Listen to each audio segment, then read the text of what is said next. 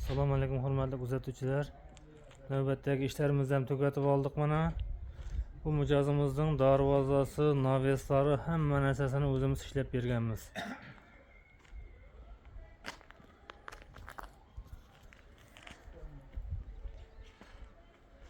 Ikki taraf ham bir xil chiqqan eshigimiz mana bu. Bu eshigimizning xomashiyalari 1.7 stinkada profillarni ishlatganmiz. Tag qismlarına shviller qo'yganmiz. Tepa qismida oynani yuzidagilar lazerda kesilgan gullarni qo'yganmiz.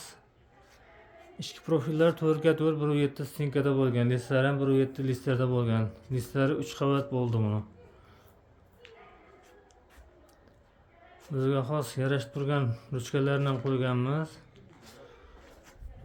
Bu xonadonimizning mijozimizning shu naveslardan ishlab berganmiz oldinroq 2 yil bo'ldimi atrofida. Bu naves boshqa. Bu darvozani ham 2 kun oldin qo'yganmiz. Darvozamiz ham xuddi shunday 6x4 1.7 stinkada bo'lgan, tag qismi shviller bo'lgan. Oynadagi gullar lazerda kesilgan.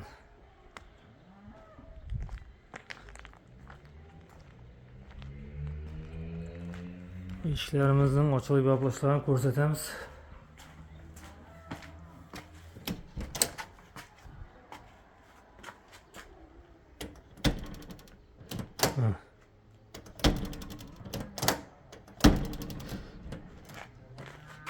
Orqa taraflar ham 1.7 listlardan qo'yilgan. Ko'p mijozlarimizga har videolarimizda taklif berib kelyapmiz. Mijozlarga eshik oladigan bo'lsangiz, xuddi shunday rezinalar qo'yadigan profillar qo'yilganidan olsangiz kerak bo'ladi, shamol kirmasligi uchun. Mana shu profil bo'lishi kerak обязательно.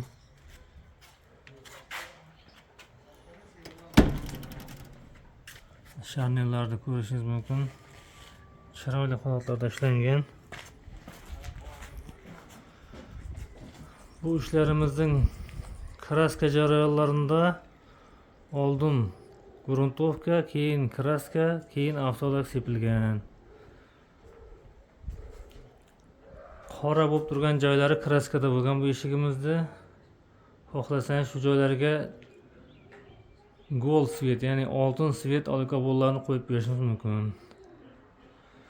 Kimga shunday xizmatlar qiziq bo'lsa, bizning manzil Amudaryo tumani Manglis shahri, ishlab chiqarish seximiz eski paxta zavod ichida.